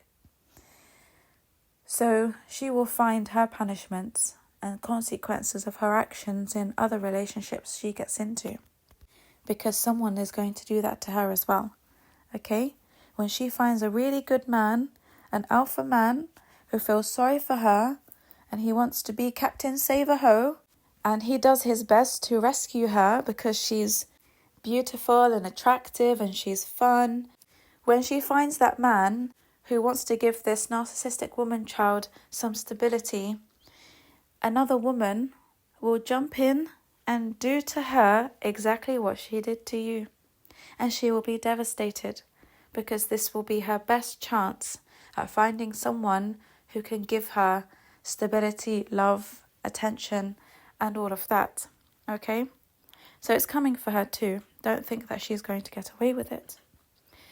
So the man-child here is brought on his knees. He's devastated, broken. He is absolutely shattered into a million pieces. Okay, I know because I have clients like this. Okay, I've got clients who tell me what happened to them when they realised the back burner woman had scammed them. So at this point, a lot of men become very suicidal as well. Okay? They know they don't have the face to come back to you. And I'm not telling you this to feel sorry for them. Okay? You should never take back someone who left you for a satanic woman. And there are various reasons for this. But two of them are your dignity is more valuable than anything. You don't take a man back after he's left you for a satanic woman after all the work you put into the relationship.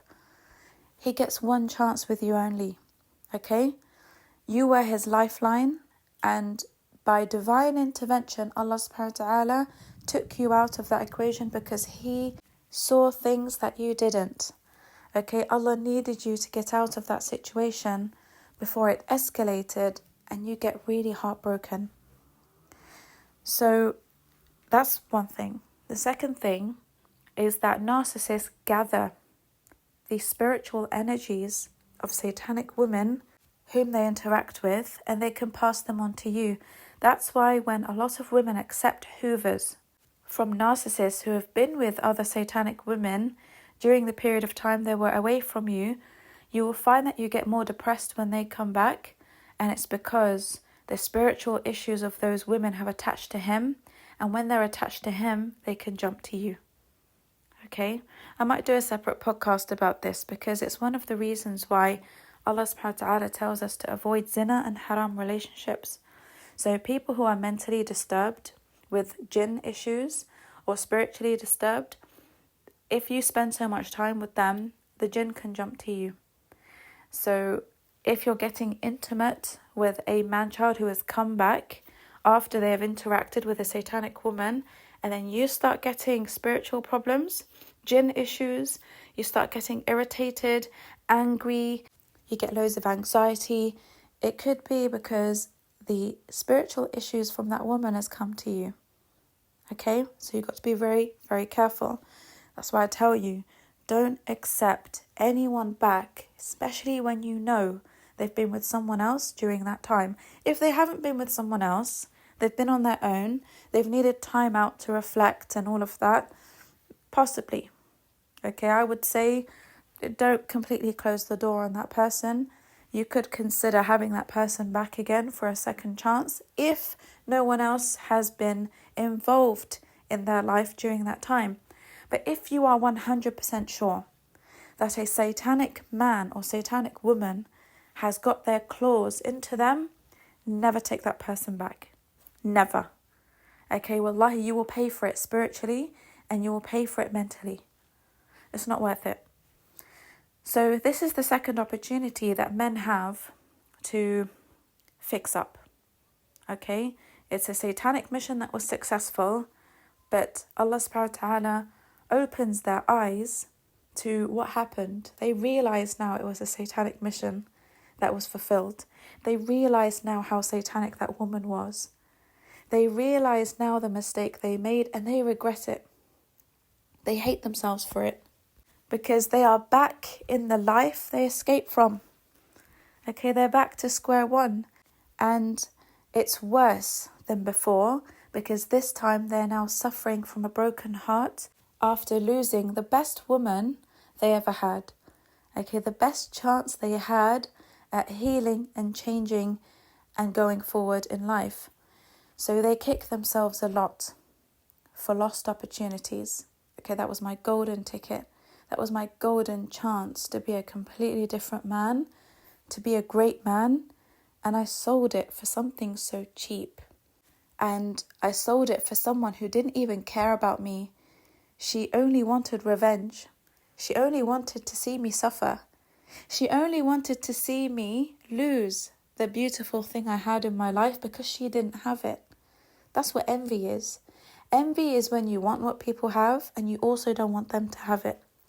Envy is the worst emotion that can come to you. It's the worst energy that can come for you.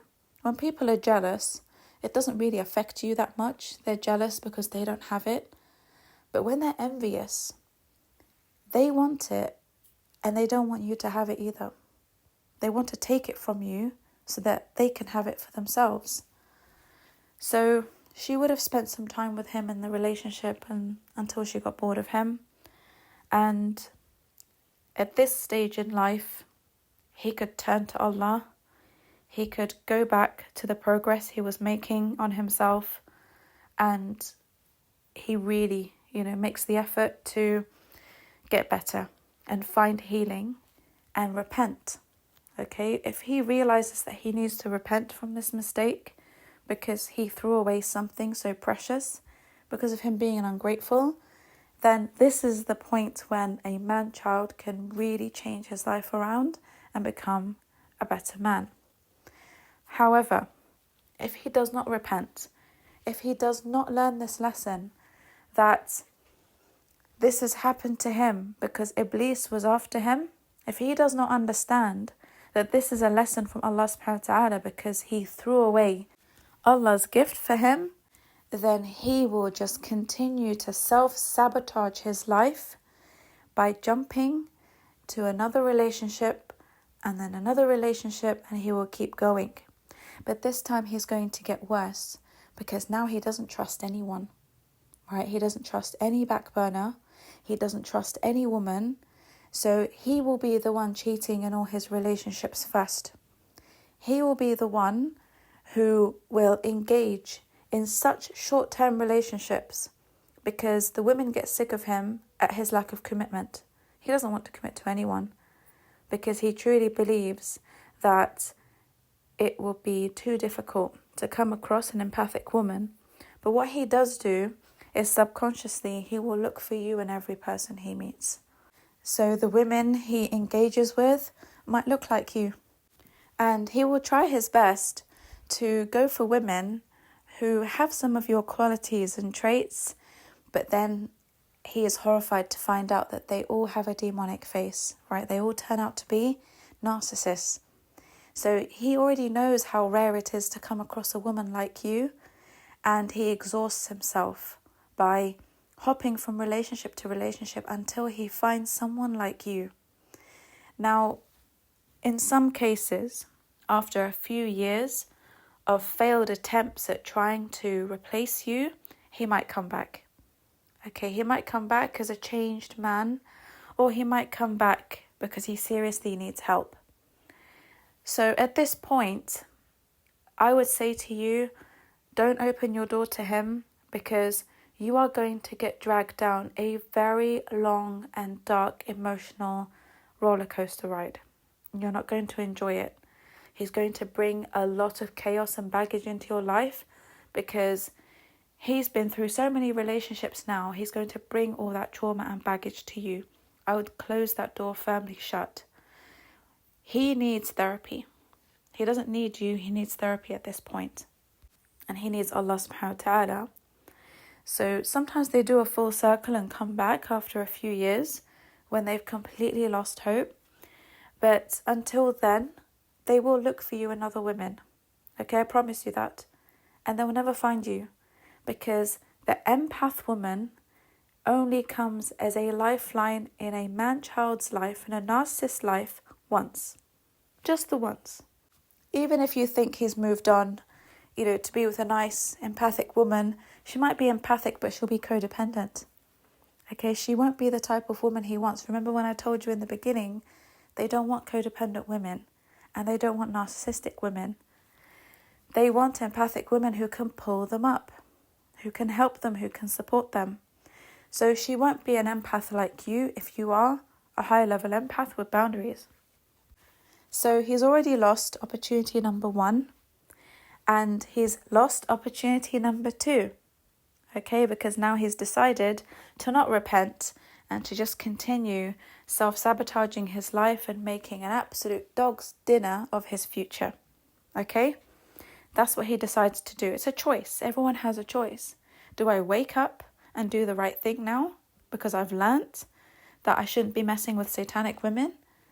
Or do I continue listening to my qareen and sabotaging myself and other people who get involved with me?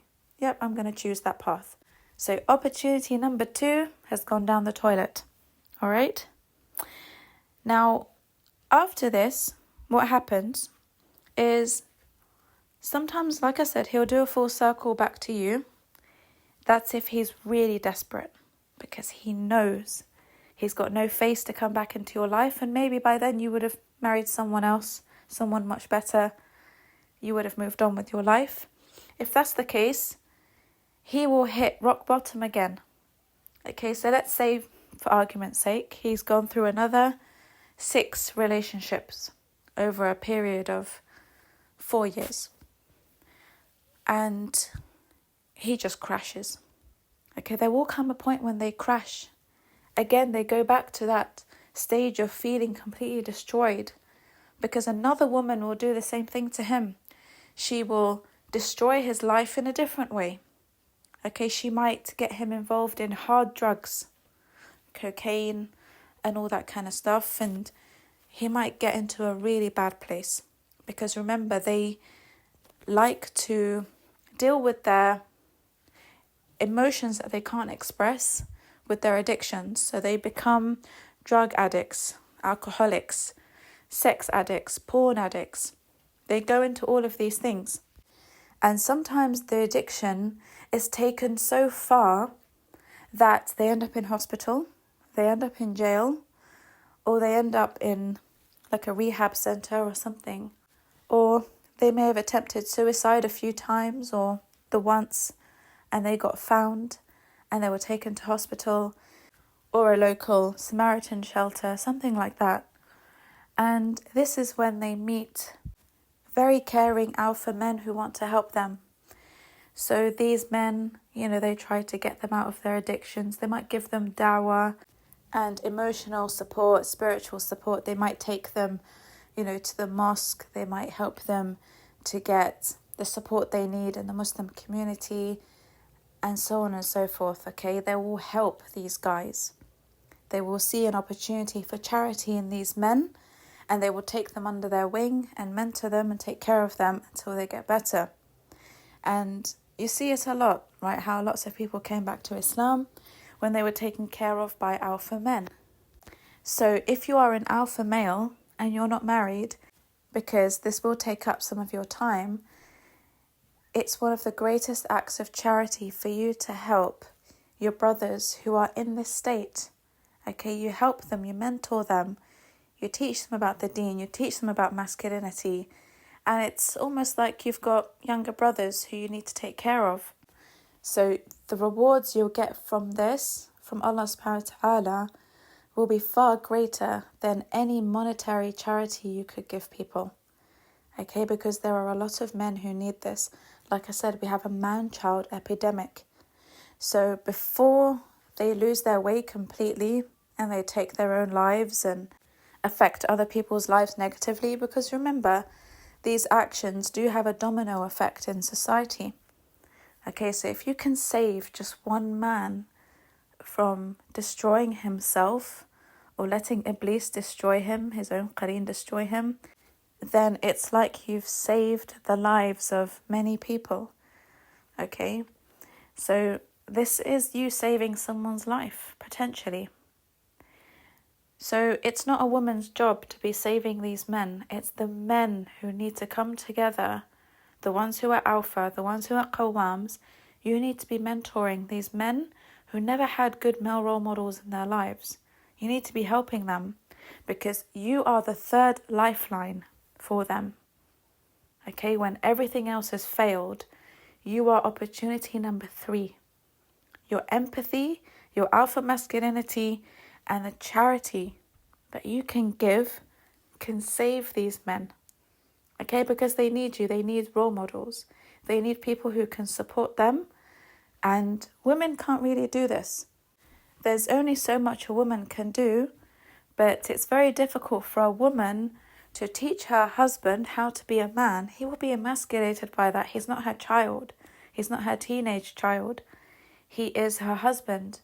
So she will emasculate him by teaching him these things. So it doesn't work. It will always cause the destruction of a marriage. Other men need to be doing this for men. It's also very important for narcissistic man-children who want to change to seek knowledge about masculinity in Islam. Okay, so you'll learn about what healthy masculinity is, and you need to learn about this from people whom you admire. So there is a wonderful lecture actually by Dr. Yasir Qadhi, and he speaks about the definition of real men. It's on YouTube. And he also has a video about toxic masculinity, which is also really good because it explains how toxic masculinity in the modern world goes against Islamic principles. Okay, so it's not a part of being a qawwam. So he explains what toxic masculinity is and what healthy masculinity is, and he gives really good examples from the lives of the Sahaba. And as we know, studying the lives of the prophets and the Sahaba and the Tabi'een will really help people to understand what it is to be a real man. Okay, so I was going to do a podcast about masculinity, but he actually did it really well. So I will post the links to his videos below in the description box. So it's really important that you study the lives of the Sahaba. Do study the seerah of the Prophet ﷺ, because he will teach you how to be a man. He will teach you how to deal with so many different situations, how to deal with your personal relationships, how to deal with your enemies, how to deal with your neighbours and problematic situations. So we have all of these examples and teachings in Islam, and it's a real problem that people are not taking advantage of this. Okay, we have so much gold that is available to us in the Quran and in the Hadith, so we really need to make use of it. And I also recommend that you sign up to courses to learn about this. Again, Dr. Yasir Qadhi has some really good ones. So don't waste golden opportunities that you have to learn from amazing scholars. Okay, we have some really great preachers, teachers, scholars in our time. Do take advantage of their presence and learn from them. Stop taking your information about masculinity from red pill men. I promise you they're going to lead you down a very dark path because they are narcissistic. Okay, and that's what you want to avoid. Listen to what real people of knowledge have to say about healthy masculinity and how you can develop alpha traits in your character. Okay, just something for you to bear in mind, because this is seriously needed in our time. Now, some men don't take any of the three opportunities and they just continue with their ways. I've seen men in their 60s act like 15-year-olds. Sometimes there's just no hope. There's no hope in men at all. Okay, you have to let them be. There are some people who just don't want to learn. They are deaf, dumb and blind like cattle. That's what Allah says, right? They're like cattle. No matter what you say to them, they'll just moo at you. So don't even waste your energy in trying to change these people if they don't want to change themselves.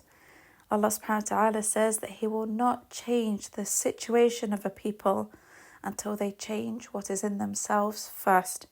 So if someone is not doing the work to help themselves, there's nothing you can do about that person. Okay, they have to do the inner work so that you can help them. Your help will be a bonus. It's an extra to support them. But if you're the one doing all the work for them, it will never work. I'm telling you, wallahi, it will backfire on you. And all that work will go to waste. They have to have a strong will to do the inner work themselves. If they don't, let them go. You've got to let that person go. Because you will drain yourself and waste your life talking to cattle. You know, they say the first sign of madness is when you talk to yourself. Well, actually, I think it's when you talk to cattle, and especially when you expect them to talk to you back, okay? Instead of mooing in your face, you want a full adult conversation with this cattle. Yes, you are experiencing some signs of madness here, okay? Even Allah subhanahu wa ta'ala tells you, don't do it. Don't do it. You're wasting your time. Let them go. Let them learn. Allah gives them 3 opportunities. And yes, the second one comes from Iblis's mission that becomes a success. But Allah turns it around for them to give them a chance to repent. Okay? Because He needs them to understand what it feels like when they are defeated by Iblis. It's a horrible feeling. So I hope that's answered the question as to how a narcissistic man-child can change for the better and change their ways and improve their lives. This is what they would need to go through. And it's a typical scenario for the majority of people. It's not blueprint for everyone, but this is what I hear often. So I hope it's helped, inshallah. I hope it's given you some clarity. I hope it's helped someone today. I really do. And if you're a man-child listening to this, I really hope it's woken you up to the reality of your situation and that you can fix your situation before Iblis gets to you. Okay? So if you need one-to-one counselling and coaching, you can send me an email. My address is below, or you can click the link to submit an application form. If you haven't grabbed a copy of the book yet, do read it. It's called The Muslim Narcissist, and you will learn so much about yourself and other people from it. And do subscribe to the channel if you would like more related content. Please don't forget to like the podcast if you found it helpful, and do send it to people whom you feel could really benefit from this, especially men. Okay, please send it to men. I know it's long. I know men don't like to listen to long podcasts, but I know some do. Alhamdulillah, I know some do. There is a large male audience actually on this channel, which I'm really happy about. So if Allah subhanahu wa ta'ala opens your heart to listening to these, then you will get the help that you need, inshallah. And I hope that you've gotten the answers that you need, the closure you need, the help that you need, inshallah, from my work. I hope that it's been healing for you and that you've enjoyed listening to this one today. I know it's heavy, I know it's a difficult subject, but these subjects have to be addressed so that we can move on with our lives. So thank you for listening if you're still with me. Until the next podcast, inshallah. Assalamu alaikum wa rahmatullahi wa barakatuh.